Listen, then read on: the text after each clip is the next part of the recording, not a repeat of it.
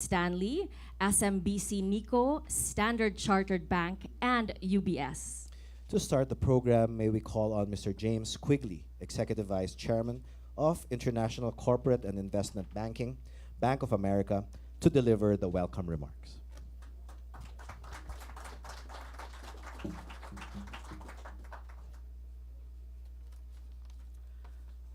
If I had trouble meandering through this crowd at 5'5", I wish you all luck.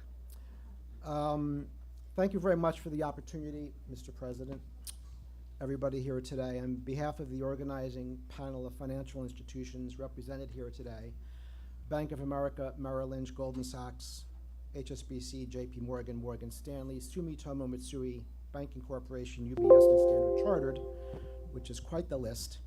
I'm very pleased to be able to welcome you to today's Philippine Economic Briefing at the Carlisle Hotel. What a great place to do this. This is really old school New York. So whoever had the idea to come to the Carlisle Hotel is an incredibly smart person. Hopefully it was the president and he feels good about that. At the outset, a very genuine, heartfelt thank you to His Excellency President Ferdinand R. Marcos Jr., my friend, Secretary Benjamin E. Diokno of the Department of Finance, and Secretary Alfredo E. Pascal of the Department of Trade and Industry as our keynote speakers today. Thank you to all of the esteemed delegates representing the Republic of the Philippines for this critically timed briefing, to our America's investor community, and also to many of the key stakeholders in the Philippines' economic development that have flown in from the country. Following the successful democratic transition of power post the 22 elections, it is a very exciting time for the President and his team to articulate their plans and important new policy initiatives to all of us throughout this day. All of this, of course, comes at a time in which we have quite a challenging global macro backdrop. Late-stage rate hikes here in the US run the risk of aggravating points of precariousness around the world at a time when policy banks would be highly challenged to try to manage anything approaching a global systemic problem. Yet, as companies everywhere are aggressively reassessing their underlying supply chain and logistics arrangements in order to mitigate certain geopolitical risks inherent in their business models and lower political risks in certain countries where they may have concentrated political risks, this is creating an environment of what I feel is generational opportunity for all the Asian economies, notably the Republic of the Philippines. The ability of this new administration to nurture the Philippines as the preferential destination of foreign direct investment will be mission critical.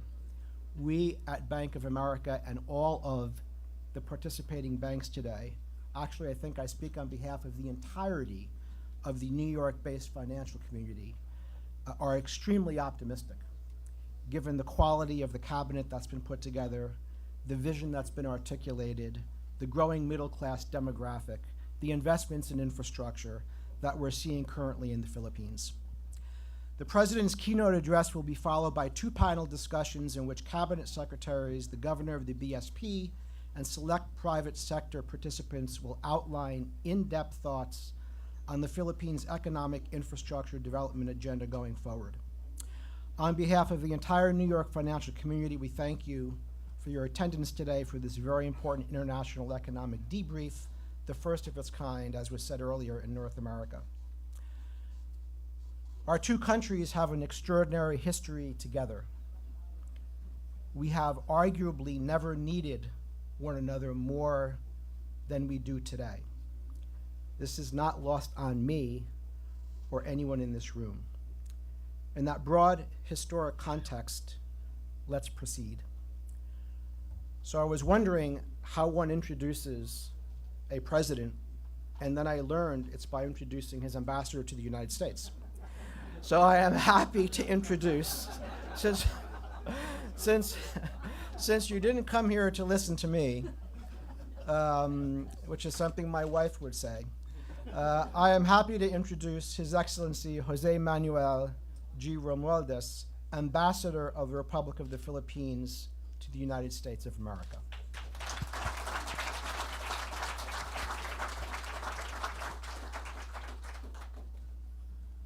Well, thank you, Mr. Quigley.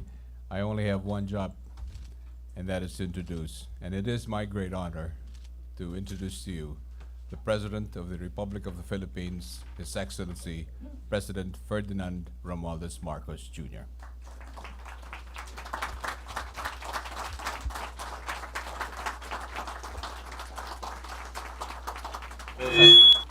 Thank you very much to our ambassador for performing his single job remarkably well.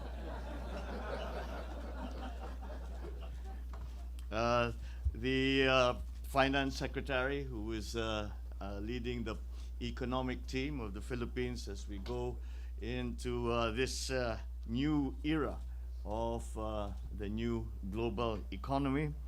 Finance Secretary Ben Jokno and the other members of the cabinet who you will be meeting later on. The House Speaker, the Speaker of our House of Representatives, Speaker Ferdinand Martin Romualdez. The similarities in our Ano kayo tatakil name ng are Pangulong entirely Bongbong Marcos ngayon? coincidental, by the way. Very curious lang ako. Thank you very much for the welcoming remarks of the Bank of America Executive Vice Chairman of International Corporate and Investment, Mr. James Quigley. All the distinguished guests, the members of our delegation, the members of especially the private sector participants in these briefings, all the distinguished guests, ladies and gentlemen. And it is as I walked in, I said, well, this is a very fine start to the day, as we have a completely full house. And for that, I thank you for your continuing interest in the Philippines, which we are touting as, and with great confidence, as Asia's fastest rising economic star. The United States and the Philippines have had long, strong, and Please don't forget enduring to like this ties live in streaming. trade, Maraming salamat po. commerce, development, and in all other aspects of relationships between two sovereign nations. As today, the U.S. is our third largest trading partner and fourth major source of foreign direct investment. As we slowly rebuild the Philippine economy for rapid growth, we have created an even wider space for mutually beneficial investments. The Philippines is a reliable host for international partnerships. The country's favorable business climate is shored up by the sound macroeconomic fundamentals and a clear roadmap for economic recovery and sustained growth. The country is on its way to a strong recovery from the pandemic and a robust, broad-based growth in the next 6 years. In fact, our projected economic performance in the medium term is expected to surpass our regional neighbors. To secure the Philippines' bright economic future, my government will swing the doors even wider for high-value investments from both the domestic and international business communities, with a sharp focus on broad-based job creation, the expansion of digital infrastructure, research, and development. More investments mean higher economic activity and more quality jobs, and then a better life for Filipinos. We have formulated a comprehensive 8-point socio-economic agenda that aims to dramatically cut poverty incidence and elevate the country to upper middle income status. Our socio-economic agenda charts out the government's policy and its different directions that it will use to tackle both near and medium-term priorities. In the near term, we will address the impact of growing inflationary pressures due to rising global prices of key commodities such as food and fuel. We will ensure domestic food security by boosting local food production and continue the provision of targeted support for sectors most affected by the rise in fuel prices. In the medium term, we will bolster job creation by intensifying investments in infrastructure and human capital development. And certainly, it is important that we exercise fiscal prudence in the fulfillment of this agenda. To this end, we are implementing the country's first ever medium-term fiscal framework.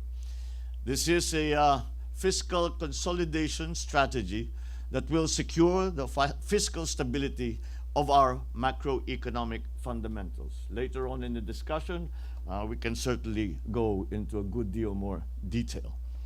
We will continue our high investments in public infrastructure by harnessing our public-private partnerships mechanism. We will improve the interconnectivity of our transport networks by fast-tracking the development and enhancement of our railway systems, our airports, seaports, and road infrastructure. We will focus on agriculture as a strong driver for growth. An efficient and modern agriculture sector will ensure food security for all and reduce poverty incidence. We will also reinvigorate the tourism sector by investing in travel infrastructure and the promotion of the Filipino brand, with the Department of Tourism leading our efforts to revitalize both domestic and foreign tourism. We will ensure the safe reopening of tourist destinations and develop the Philippines' yet-to-be-discovered attractions. And therefore, we invite strategic investors from the United States to take part in this Philippines' economic resurgence. Key structural reforms have been set into place to allow for wider participation in our industries. With the Corporate Recovery and Tax Incentives for Enterprises Act, or what we refer to as CREATE, and the economic liberalization measures, we have expanded the space for foreign investments in previously protected sectors, especially those that employ advanced technologies and research and development activities. The panel discussions led by the economic team today will provide you with a fuller and more detailed view of this roadmap for the Philippine economy in the next few years. It is our belief that the Philippines is the smart investment choice, and the best time to do business with us is now. We have grand opportunities, the timing, the window of opportunities for investment, and especially in capital-intensive investments in the Philippines, which is what we need now. We believe that time is now. Thank you very much for your continuing interest, and thank you very much for joining us at this briefing. And I'm sure that it will be useful for both the side, from the Philippine side, both in the government side and in the private sector side, and for our potential U.S. investors. I look forward to seeing you all as we open your businesses back in the Philippines. Thank you and good morning.